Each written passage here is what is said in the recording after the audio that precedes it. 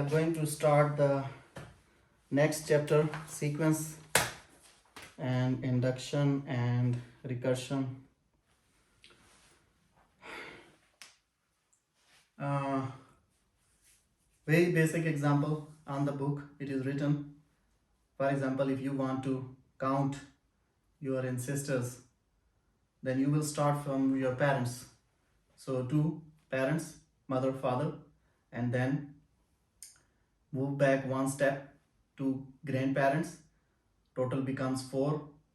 Then move back, then 8, 16, 32, whatever. So the number of persons, number of figures keeps on increasing. Now, if I say the sequence is like this: 2, 4, 8, 16, 32, and so on. Now you can see there is a pattern.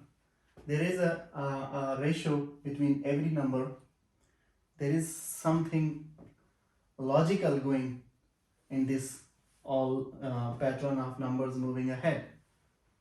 And if there is some kind of pattern or logic in a certain amount of quantities which are arranged, which are placed in a pattern, placed in a you can say the sequence, then such things are termed as a whole sequence. So if I say this is my first element, if this is the whole set, a whole pattern, and this is my first element, this is second element, this is third element, and so on, then you can see that actually the number is 2, but I am giving it number 1, a quantity 1. So the amount of this whole thing is 2, but for me this is one quantity, this is second quantity, this is third quantity, this is fourth quantity. So the subscript which you will use will actually show the position of that quantity, whether it is at the second place, third place, fourth place. So it will, the subscript is used, it is used to show the position of that number. Similarly, and that number is A.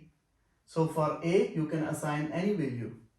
It can be 16, it can be 32, but the number, the position is important.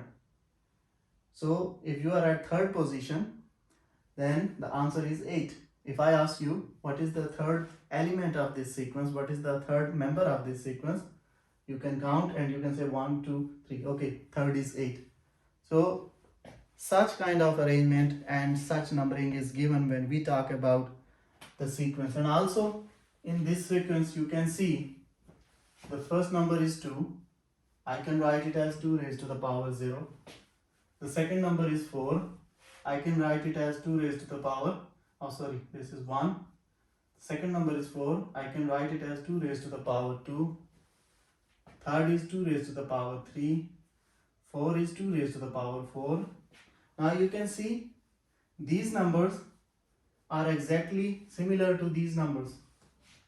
So it means the first number power 1, second number power 2, third number power 3, and so on. It is not necessary that in every sequence this number and this number can be same.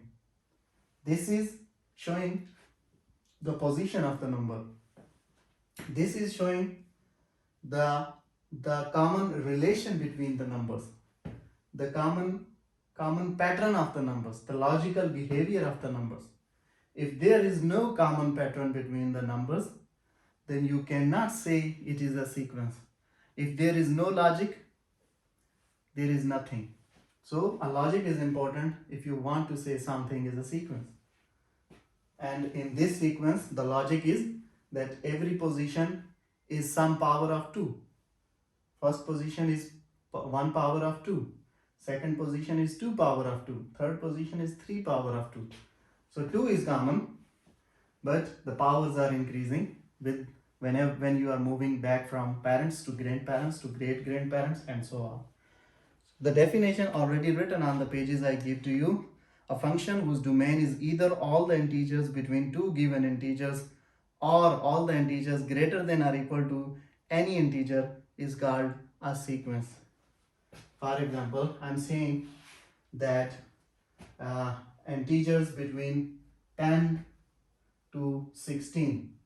Now these two are integers, and in between I'm saying, okay, let me say even integers between 10 and 16. Then it is a sequence of how many integers? Between 10 and 16, let us exclude 16 and 10, then it means 12, 14. Two numbers. So if this is the lower limit and this is the upper limit, then this sequence is actually a sequence of these two numbers. So this is my sequence. So a sequence can be like this, or a sequence can be like this, going up to infinity. No stoppage. The sequence is going towards infinity. So when you place 3 dots after the comma, it simply means goes on. So forth. Goes on, so forth. These are the same words, but in this book he has used so forth. So 2, 4, 8, 16, 12, 32 and so forth. So whenever you place 3 dots, or in theory whenever you say so forth, it means unlimited, no bound. Or it can have this kind of bound, it can have a lower limit to upper limit, as like you use in the integrals from 1 to 13, from 1 to 900 and so on. So this number will always show the position of the element which is in the sequence. So in general, I can say that A can be an element of the sequence, any sequence. Then the value of the K will tell me that what is the position of that element in the sequence. If I tell you that what is A3 in this sequence, then simply you can count from the start. This is A1, this is A2, this is A3. So A3 is 8. So if I ask you, give me the third element of the sequence, it simply means the value of K I assign is 3. So in general, for the whole elements, in general, we use the term AK. If I ask you, you have a sequence AK equals to K plus 1 divided by K. And I ask you that give me A13. Then you can simply replace the K with the number in 13 and you can give me the answer, that is 13 plus 1 divided by 13, which is 14 by 13. So this is the 13th element of this sequence whose explicit formula is this. This is the general formula for the sequence which is coming from this formula. So this formula, if I ask you that your K starts from 1 up to infinity, then it means it is an infinite sequence whose first value will start from 1, K equals to 1. So if I ask you give me first few terms of this sequence, then what will be A1? Now your K has these values, means your K, first value of K will be 1, second 2, 3, third 3 and so on up to infinity. If I ask you give me first 3 terms of this sequence, you can simply plug in 1 into the place of K. So 1 plus 1 divided by 1 equals to 2. This is the first element of this sequence. A2 means plug in 2 in place of K. This becomes 3 divided by 2. A3 means 3 plus 1 divided by 3. And it becomes 4 divided by 3. Now, but when I try to write them in first few terms, I suddenly got an idea in my mind that okay, if I write 2 as 2 divided by 1, so it simply means that the numerator is starting from 2 and it is increasing like this, and the denominator is starting from 1 and it is increasing like this. So these two are the relationship between the upper and the lower terms. How I got this idea? I got this idea when I tried to find out few terms. If you don't want to try to write few terms, then simply you can look at the expression what is happening here.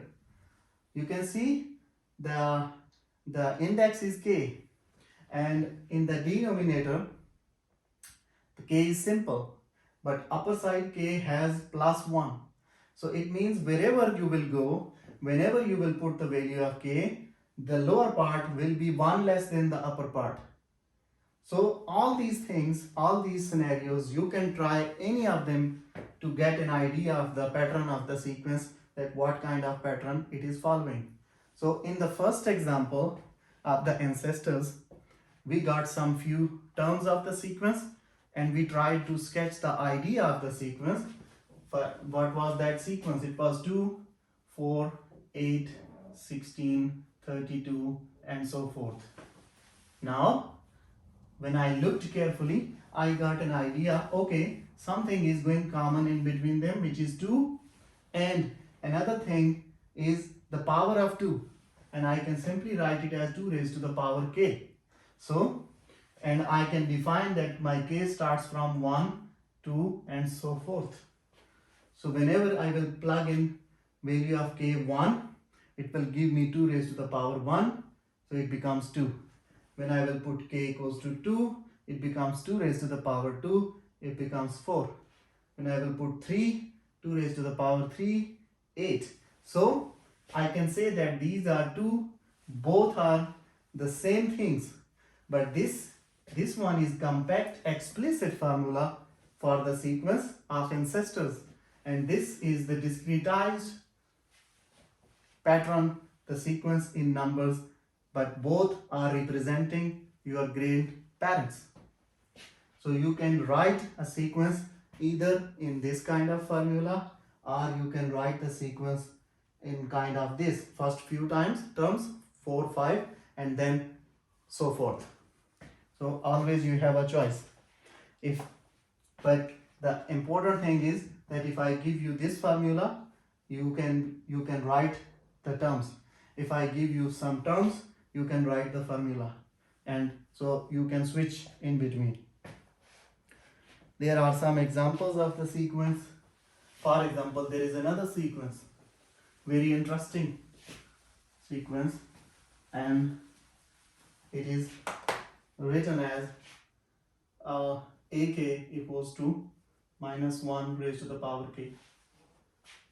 Now if I say k equals to 1, 2, 3, so forth, then now simply plug in the values of k and you will see a1 is -1 raised to the power 1 minus 1, okay, ak. a2 is -1 raised to the power 2, a square of negative number becomes positive, so it is +1. Then when you put 3 here, -1 raised to the power 3, it again becomes -1. When you put 4 here, -1 raised to the power 4 becomes +1, because a negative power, because an odd power of a negative number gives you a negative number, an even power of a negative number gives you a positive number, but the number is 1, so only the signs are changing. -1 plus 1, -1 plus 1, -1 plus 1, whatever you do, keep trying your whole life, the value will be 1, only the signs are changing, fluctuating between 1 and +1. If this is +1, this is -1, the interval will always remain here, and your sequence is fluctuating in between here. It is going nowhere. The values of sine theta and cos theta, they always fluctuate between -1 and +1. They go nowhere. So there are many sequences already defined in theory in books. You can see the lecture notes, many examples. I tried to explain them. I'm not going into the details. The next thing is about the summation notation.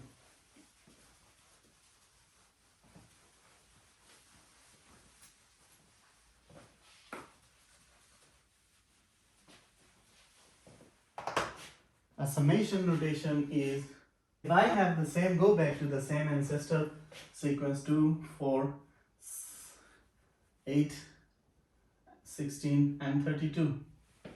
And let's stop here. Okay, I'm not going any further.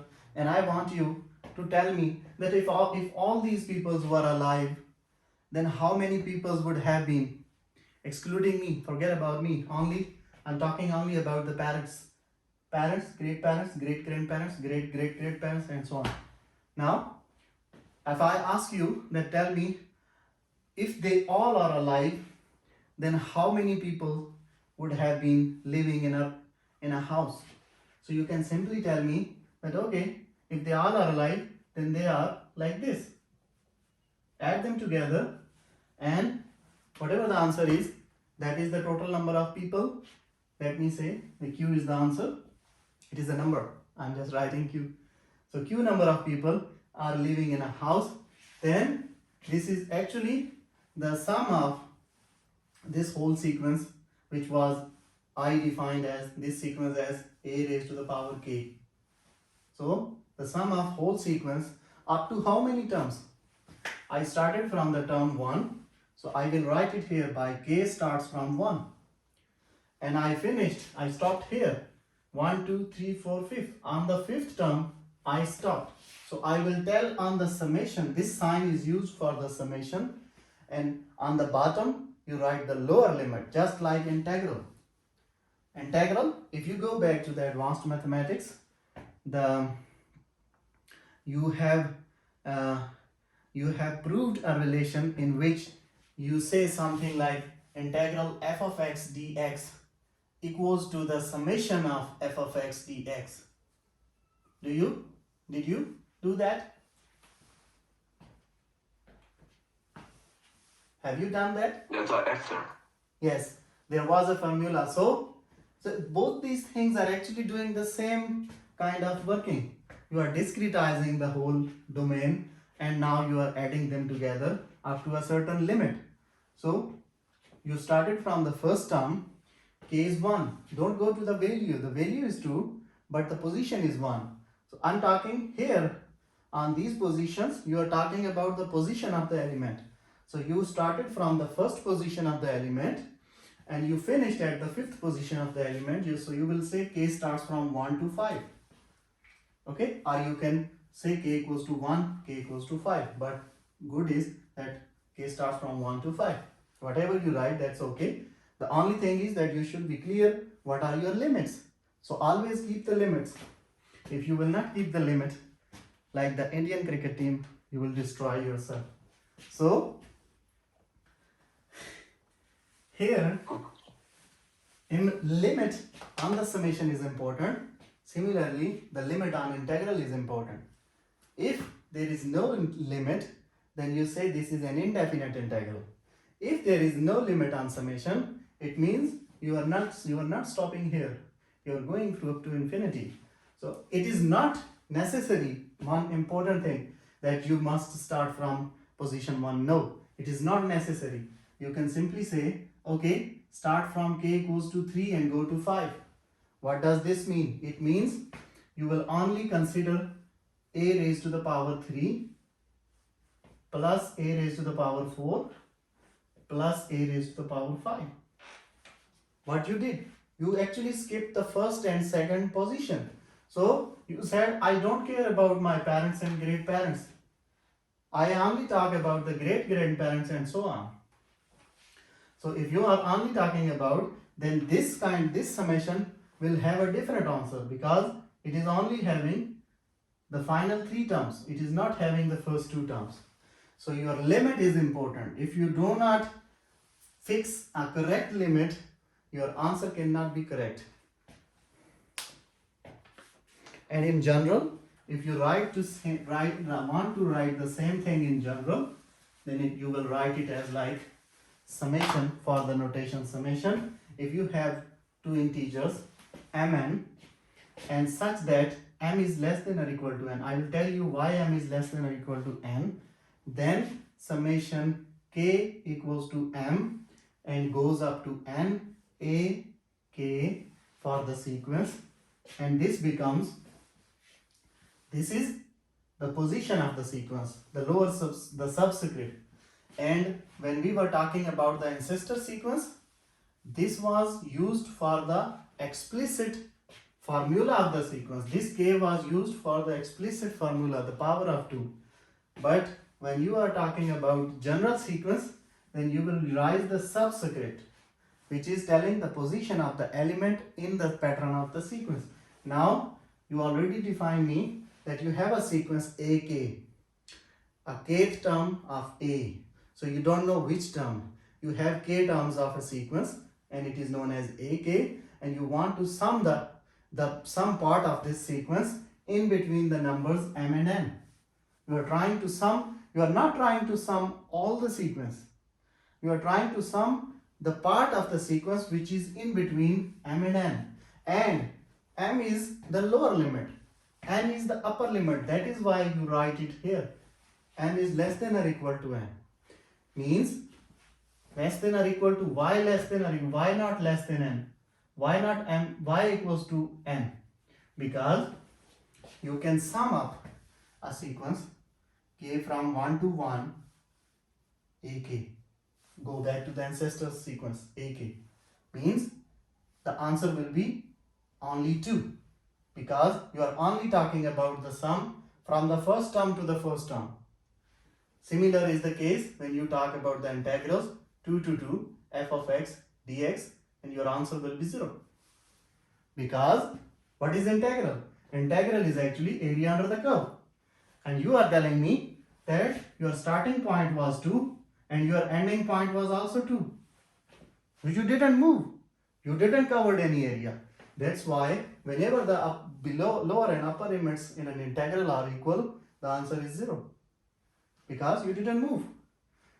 If you move, if you go from 2 to 5, then of course you traveled something, then this area has some value. But when you are telling me the lower and upper limits are same, it means you are always standing at this point. I'm generally saying that when the limits are same, then the summation simply means that one point which is the value of k.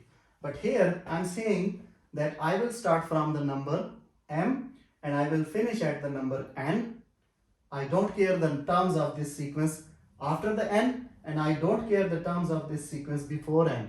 I will only sum the sequence terms which are in between these numbers. So the sequence term will be what? Starting from m, it will be, the first term will be am plus, always remember this is summation. When the sequence was alone, you were happy to write a1 comma a2 comma a3. So there was no summation, no subtraction between them. But now with that sequence you have added something which is called summation. So now actually you are summing up the terms of the sequence between these two limits. First number, the starting point is m. So mth term of the sequence is my first number to be added into the whole, plus what will be the next term? M plus 1. What will be the next term? M plus 2. I know, because we are talking about the integers. I already said that if I have m and integers, so I cannot add m plus 0.5. No, I will simply add, because my next number will also be integer. So an integer after m is of course m plus 1. I already studied this in number theory. Then the integer after m plus 1 is m plus 2. And so on, going up to, but not up to infinity. I will stop somewhere, and that somewhere is the upper limit, and that is an. So I only consider these terms, but actually maybe my sequence was here, going here and also going here, but I don't care about these terms. I only care about these terms, and I will add them together, and that is my answer for these limits. In the ancestor theorem, ancestor sequence, I skipped the first two terms and I added the last three terms. That was my answer, because in the ancestor sequence, I said that my k starts from 3 and goes to 5 AK, and it gave me an answer which was whatever was q. So now important thing, one important thing which people mostly mix up together, that is the difference. If you have a sequence 2, 4, 8 and so forth, then if I ask you to give me A2, then it simply means just pick up the terms at second place and give it to me. This is for the case when we are talking about the sequence, but in case of the summation, if I ask you to give me A2, then it is not the second term. It means the sum of the terms 1 and 2. So there is a difference. In the sequence, A2 has the answer, the second term. But in the summation, A2 means the sum of two terms, first two terms. A3 means the sum of first three terms. Okay, for example, we have a question. Let me show you. If I ask you, okay, let's go to the his.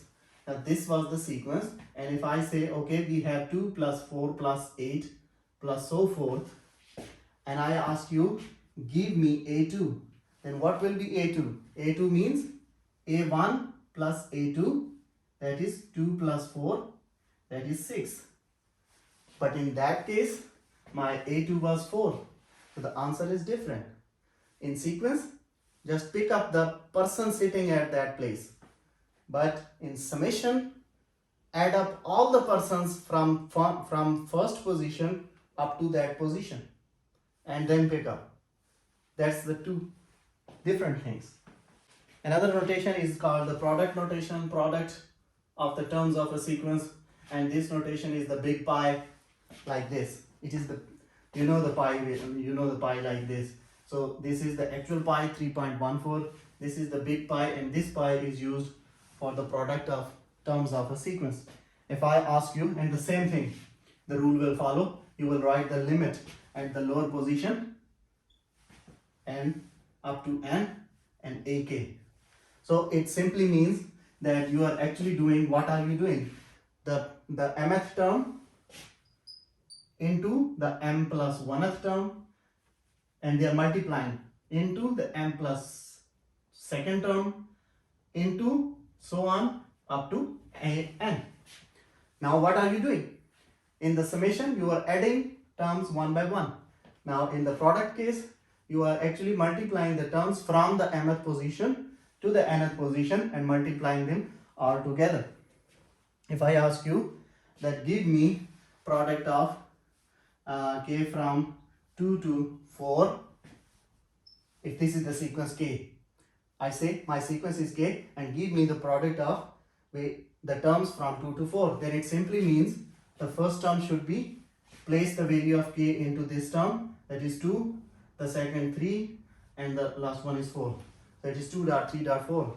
There is no 1 because my k started from 2, so the answer will be 24.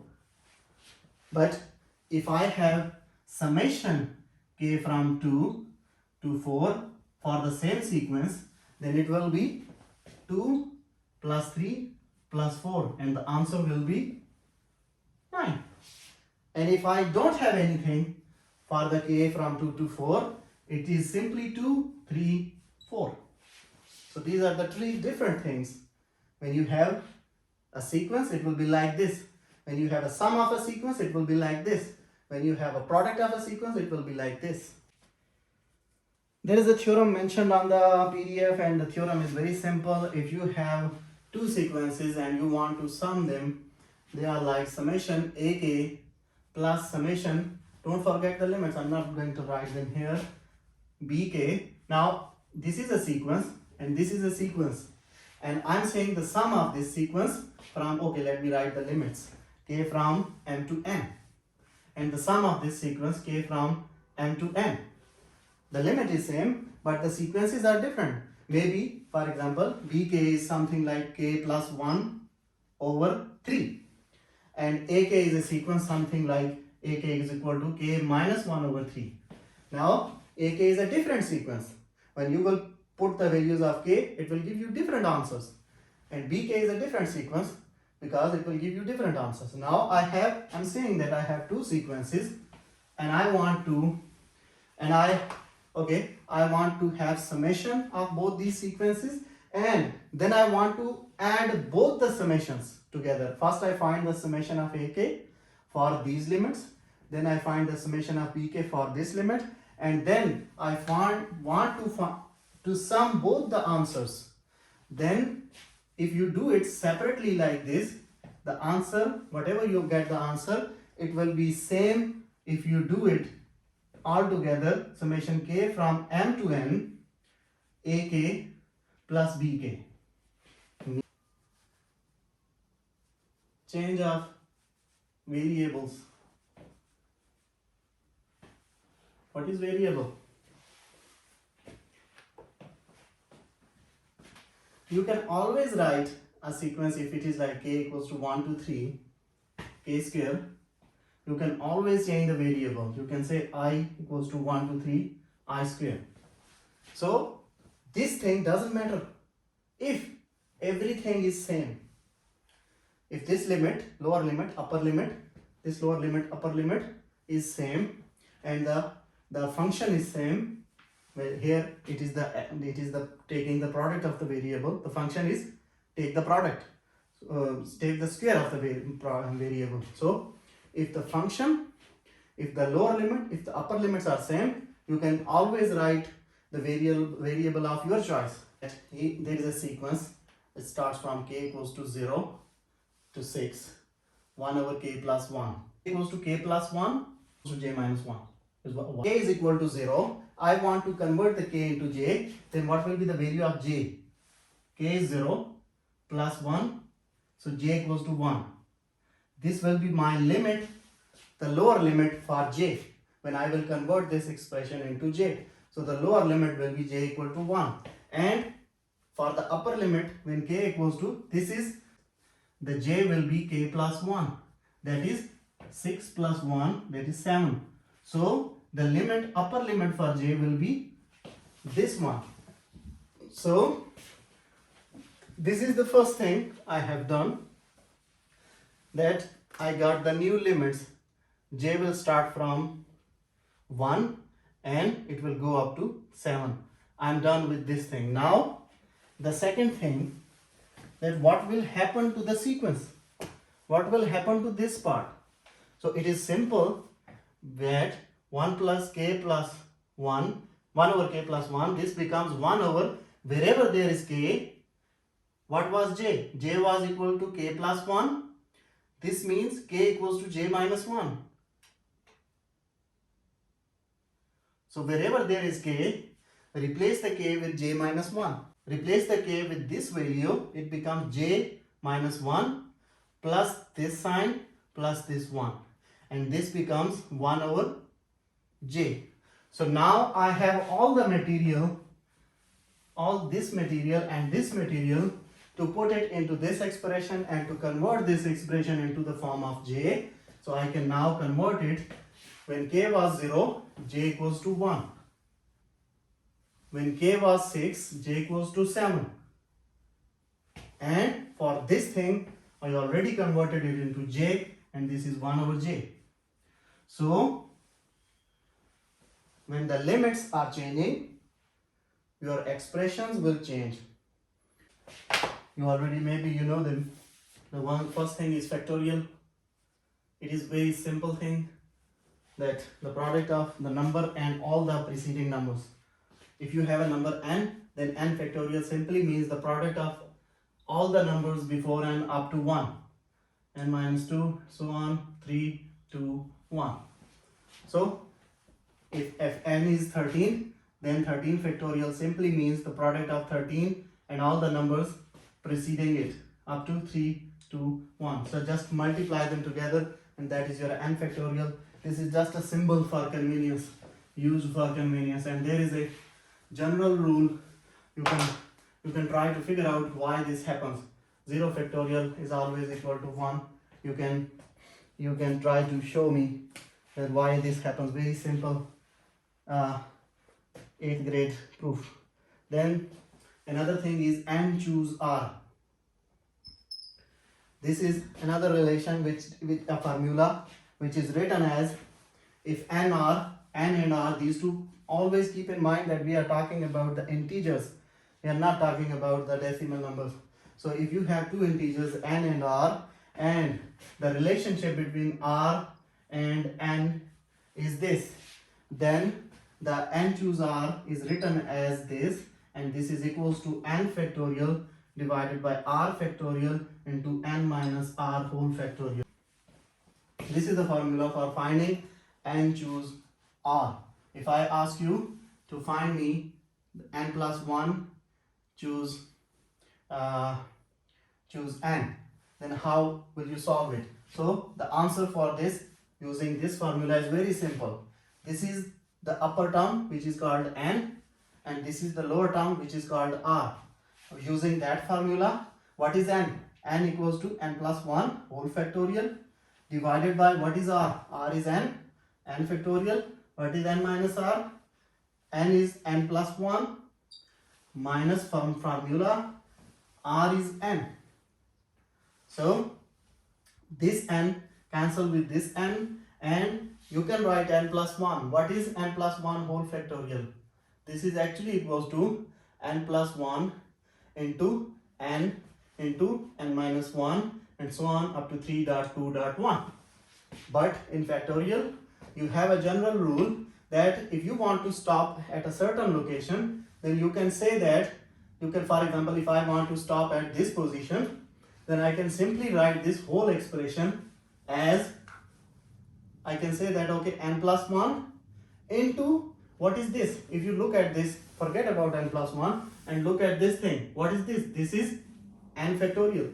So I can say that n plus 1 separately into this thing which is n factorial. So I can split this whole thing into this, and I can split this whole thing again into this, whatever you want to do, or you can also write it this. I want to split it like this because I want to cancel this term.